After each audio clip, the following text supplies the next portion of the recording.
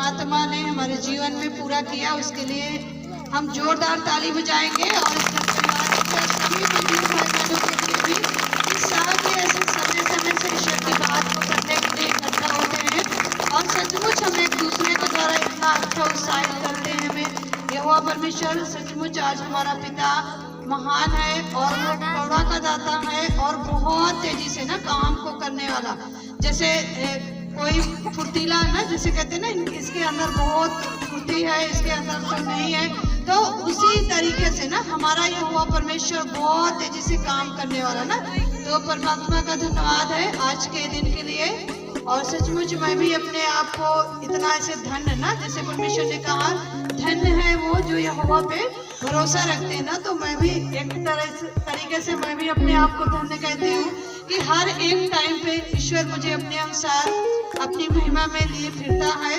और कैसे परमेश्वर के साथ चलना है वो समय समय से हमें परमेश्वर बताते रहते हैं। उसके लिए हम सचमुच पिता परमेश्वर का धन्यवाद करते हैं और सभी महान अगुओं को भी कि परमेश्वर ने इतना अच्छा ज्ञान बुद्धि समझ की बातें ना हम सबको सिखाया। उन सब के लिए भी एक बार जोरदार ताली। और के लिए भी जहाँ पर भी है वो परमेश्वर बहुत सारा जीवन दे चुका है और जो सभी महान टीचरों को। और सचमुच आप सबने जैसे अभी गवाही बताया, हम गवाहियों को सुन करके आगे बढ़ने का हमें प्रेरणा मिलता है, चाहत हमारी बढ़ती है कि अगर उस बहन का अच्छा हो सकता है, उस भाई का अच्छा हो सकता है जीवन, तो हमारा भी अच्छा हो सकता है ना। तो ऐसे सुन सुन करके जैसे पौलुस के द्वारा परमात्मा ने बताया कि सुनने से और सुनाने से हमारा विश्वास बढ़ता। अगर हम आएंगे नहीं, सुनेंगे नहीं, सुनाएंगे नहीं तो हमारा विश्वास बढ़ने वाला नहीं है। मेन पॉइंट ये है कि जैसे अभी एक बहन ने पीछे से बताया, मैं काफी टाइम से संगति नहीं गई, तो जितना टाइम उन्होंने संगति नहीं गई उतना टाइम पे जो परमेश्वर ने बातें बताया उनके पास है नहीं है, क्योंकि वो सुनना तो सुनी और ना तो सुनाया, तो विश्वास क्या हो गया, कमजोर हो गया ना। लेकिन जब हम लगातार परमेश्वर की महिमा में बने रहते हैं, उसकी उपस्थिति में बने रहते हैं, तो उसी तरीके परमेश्वर ना हमको प्रतिफल देता है। परमेश्वर ने अपने वचनों में भी कहा तुम्हारे चाल चलन के अनुसार, उसने भी कह दिया। और संसारिक रीति से भी देखे तो जो आप काम करोगे उसी का आपका रिजल्ट आएगा, काम नहीं करोगे तो कुछ भी मिलने वाला नहीं है। तो हम एक मनुष्य से इतना डर के हम मेहनत करते हैं, रोजगार का काम करते हैं या खेती करते हैं, जो भी करते हैं एक मनुष्य के भय से, क्योंकि हमें वहां से कुछ मिलना है। आज वो यहोवा परमेश्वर से अगर हमें कुछ प्राप्त करना है तो हमें कैसे रहना पड़ेगा, कैसे काम को करना है, कैसे उसके साथ चलना है, उसके वचन का पालन करना है, ये भी हमें बहुत ध्यान देना है। क्योंकि बहुत आनंद का जीवन ईश्वर ने हमें दिया है और हर एक दिन आपके पास परमेश्वर वो बात भी लगाता है आपके मन में, केवल हमें समझना है, बूझना है और उसका पीछा करना है। आप किसका पीछा करते हो आप खुद अपने अंदर देख सकते हो। इसी जगह में पिछला साल में 2020 में जब लीडर्स मीटिंग हुआ था 25 को, आज तो 24 तारीख है 2021, 24 तारीख है दिसंबर में, पिछला तो 25 दिसंबर हुआ था। तो हम बड़े गर्व से सब ना ऐसे खुशी खुशी यीशु मसीह का जन्मदिन है, यीशु मसीह का जन्मदिन है तो खुशी मनाए। परंतु परमेश्वर ने कहा हर एक दिन मैं यहोवा परमेश्वर ने बनाया और मेरे लिए कोई काम कठिन नहीं है। हम उसके जन्म पर केवल उत्सव मना रहे हैं तो हमारा ये दुर्भाग्य है। परमेश्वर ने तो हमें हर एक दिन उत्सव मनाने के लिए चुना है, हर एक दिन आनंद करने के लिए चुना है। कल ऐसे खागा में जहाँ पर हम रहते हैं, कुछ लोग ऐसे परमात्मा का ऐसे काम करते हैं, चर्च से जुड़े हुए हैं वो लोग ऐसे, तो रात में ऐसे बहुत ऐसे ना ढोलक वोलक ऐसे ड्रम बजा करके ऐसे थाली में यीशु मसीह की मूर्ति रख करके ऐसे गली गली ऐसे घूम रहे थे। तो हम लोग छत से देखा तो मेरी बेटी ने ऐसे मेरे को बोला कि मम्मी आप भी ऐसे कपड़े सिला लो जैसे ये लोग पहन के रखे हैं, क्योंकि उनका तो पहनावा अलग है और क्रूस टांगना ऐसे ऐसे करके। मैंने देखा थाली में प्रभु का ऐसे ना पत्थर का मूर्त रखा हुआ और ऐसे फूल रखा, ऐसे जो भी ऐसे दान कर रहे हैं वो भी ऐसे सब लेके गली गली घूम रहे हैं। तो मैंने ऐसे पिता से मेरे मन में ऐसे परमेश्वर ने लगाया कि ये मसीहत जीवन नहीं है। मसीहत जीवन वो है कि तुम इस सुसमाचार का प्रचार करो, लोगों को जीवन अच्छा करो। और परमात्मा ने तो पुराने नियम में बहुत अच्छी तरीके से बताया है कि ना तो तुम अपने लिए कोई प्रतिमा बनाना, ना तो किसी के सामने तुम दंडवत करना। आज हमारा यहोवा परमेश्वर हमें ये सच्चाई में क्यों जोड़ा? क्योंकि हम उसके ज्ञान को प्राप्त करने पाए। लेकिन हम एक बार यीशु मसीह को गुरु मान लिया तो बस क्या रटना शुरू कर देते, यीशु मसीह नहीं, प्रभु प्रभु प्रभु प्रभु का प्रचार नहीं करना, यहोवा परमेश्वर की बात का प्रचार करना है। क्योंकि हमारा प्रभु यीशु मसीह भी उसने अपने नाम का प्रचार नहीं किया, परंतु यहोवा परमेश्वर के नाम का प्रचार किया कि वो सर्वशक्तिमान ईश्वर बनाने वाला, हमको जीवन सांस देने वाला, हमारे सारे कामों को करने वाला। आज उसी तरीके जब हम भी ऐसे मन बनाएंगे तो सचमुच बहुत आसान जीवन परमेश्वर ने आप सबके लिए तैयार करके रखा है। केवल हमें प्राप्त करने की जरूरत है। हम भी नहीं जानते थे सच्चाई को। जब सच्चाई मिली, बहुत बीमारी थी, बहुत सारी प्रॉब्लमें थी। परमेश्वर ने सुसमाचार को हमारे नानी नाना के द्वारा पहले बताते थे, लेकिन वही है ना कि ज्ञान ना होने से मेरी प्रजा नष्ट थी। ज्ञान नहीं था तो हम उनको खुद उल्टा बोलते थे कि आप हमारे घर नहीं आना, क्योंकि वो सुसमाचार बताते थे, हमें अच्छा नहीं लगता था। तो 6 महीना परमेश्वर ने लगातार उनके मन में ऐसे, उनके भी मन को कठोर कर दिया कि उनकी, यहाँ तक कि उनकी बेटी हमारी मम्मी बोल देती थी आज के बाद हमारे घर नहीं आना, अगर आना है तो इस बात को नहीं बताना। लेकिन परमेश्वर ने उनके मन को इतना ढीठ कर दिया कि वो लगातार आने लगे, और जैसे मार्केट भी आए तो सबसे पहले यही आते थे।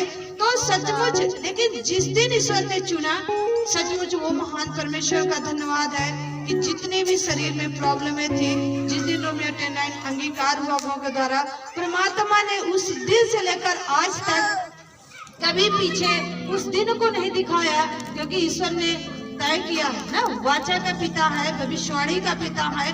उसने हमें वादा किया है कि कभी न छोड़ूंगा, कभी न त्यागूंगा। लेकिन अगर प्रॉब्लम हमारे सामने आती है, हमारे जीवन में आती है, तो इसका मतलब हम ईश्वर से अलग हो गए। उसने वादा किया, उस वादे को वो पूरा करता है। मैंने तो देखा 2011 में मैंने इस सुसमाचार को अप्रैल में पाया था।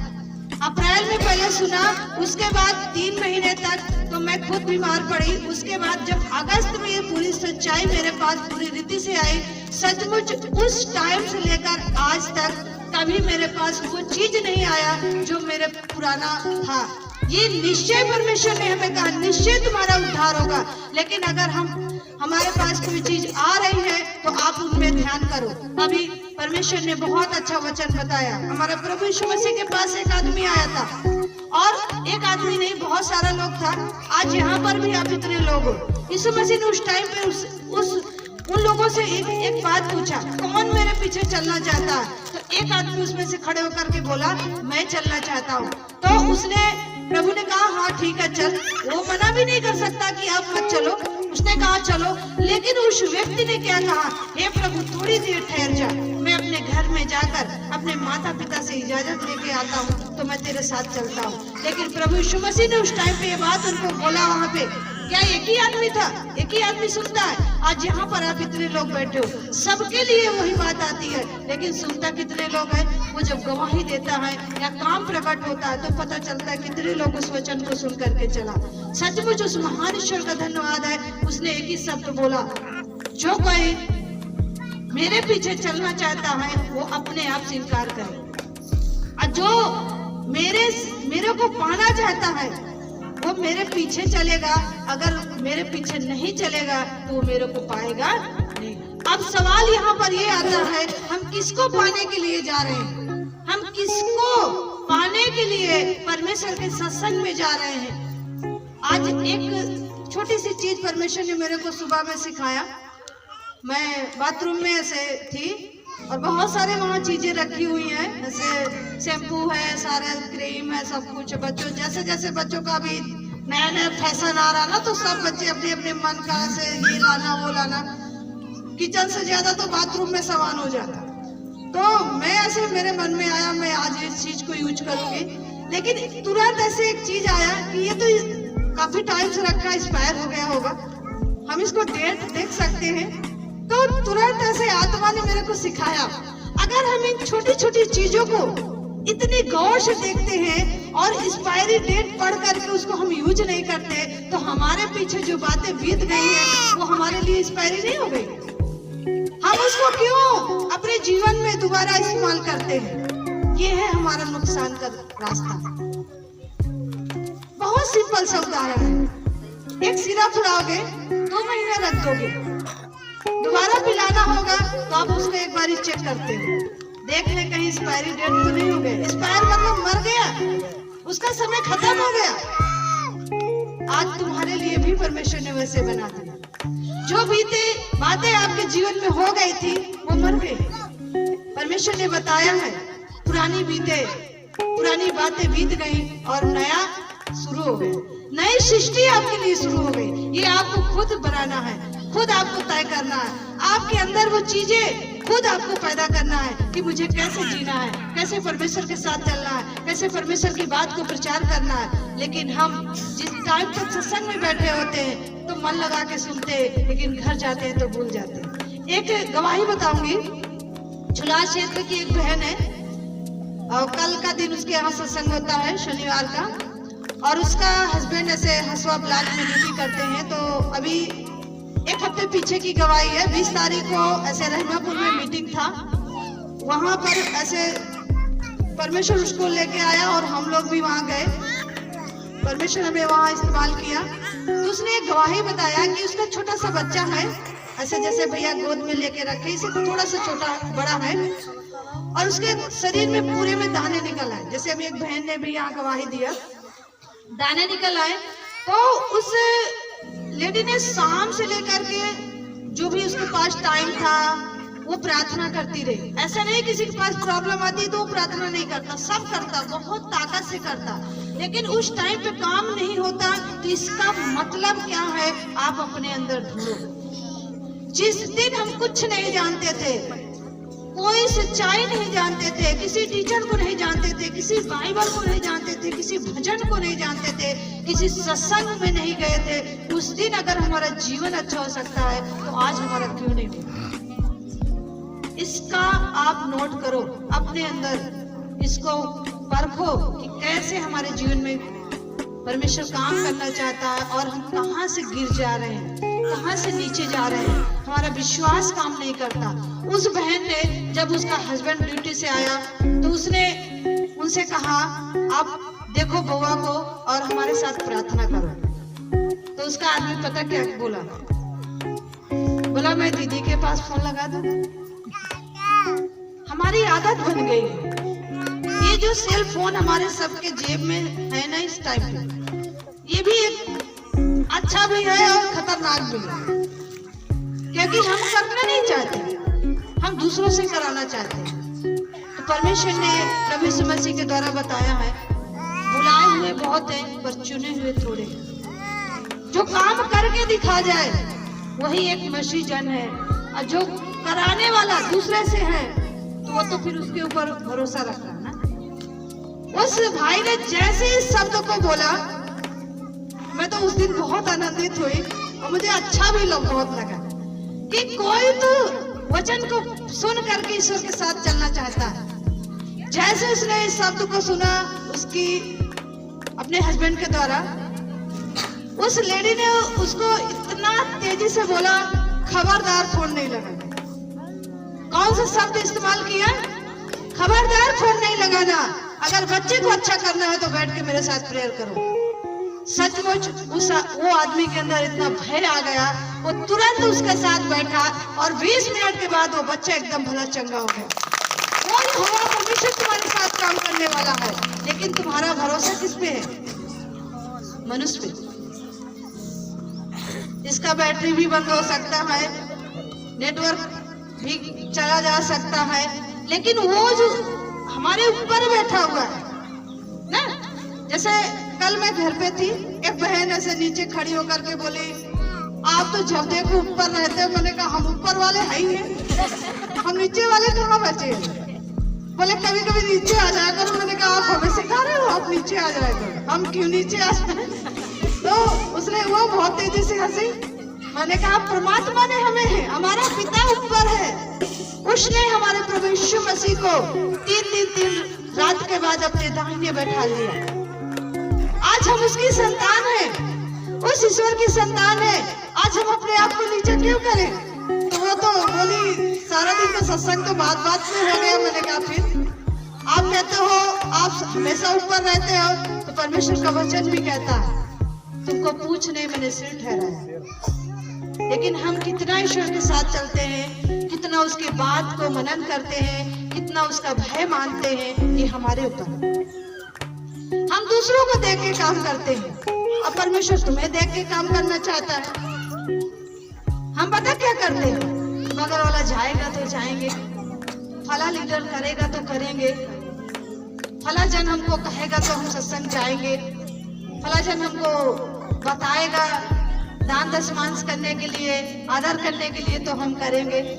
कभी कोई ये सोचा है कि फला जन हमको कहेगा खाना खाओ तब हम खाएंगे? कभी ऐसा कोई नहीं सोचता। तो हम परमेश्वर के साथ, परमेश्वर के कामों में क्यों हम दूसरों को याद करते हैं? हम चाहत बनाएंगे और परमेश्वर के सम्मुख उपस्थित होंगे, मांगेंगे उससे। शुरुआत में हम भी इतना तो काम नहीं था, लेकिन 7 साल 8 साल बड़ा जम के मेहनत किया, बहुत मेहनत किया। ये हमारा बहन का बेटा है और ये जब जन्म लिया तो इसका यीशु नाम रख दिया और उसी साल इसको बहुत प्रॉब्लम हुआ, क्योंकि नाम तो हम बड़े शौक से रख लेते हैं बच्चों को, लेकिन दिन भर में बच्चों को हम कितना डांटते हैं, कितना गलत लेते हैं उस नाम को। जैसे बच्चे का यीशु नाम है, इसको क्या हम बड़े यीशु जी कहते हैं? इसके मम्मी पापा कभी यीशु जी कहे होंगे? कितना वर्ड गलत लेते हैं। तो ध्यान रखो, हमारा प्रभु यीशु मसीह का नाम कोई मामूली नाम नहीं है। अगर इतनी ही शौक है कि हम बच्चों को यीशु मसीह, अनुग्रह, सामर्थ, ये सारी चीजें रखते हैं, उसके अर्थ को भी पहले समझो। हमें कैसे रहना है? मैं घुमा फिरा के बड़ा ऐसे बात उस तरह नहीं, बहुत कि मैं आपको ऐसे गोल गोल करके फिर लास्ट में नहीं। आप अपने अंदर देखो, हमारा वो आदरणीय पिता है ना, जिसने हमें जीवन और सांस दिया, हमारा आदरणीय वो भाई मसीह जिसने क्रूस पे चढ़ करके हम सब के लिए बलिदान हुआ। कोई मनुष्य कर सकता है ऐसा? कोई एक आदमी हाथ उठाएगा? चलो यीशु मसीह को तो छोड़ो, अब्राहम की बात आती है, मूसा की बात आती है। मूसा ने अपने कुटुंब को छोड़ करके, अपने गोत्र को छोड़ करके फिरौन के राज्य में उसने परमेश्वर की बात का प्रचार किया। 40 लाख लोगों को छुड़ाने का परमेश्वर से वादा किया और परमेश्वर जैसे जैसे बताता गया वैसे करता गया।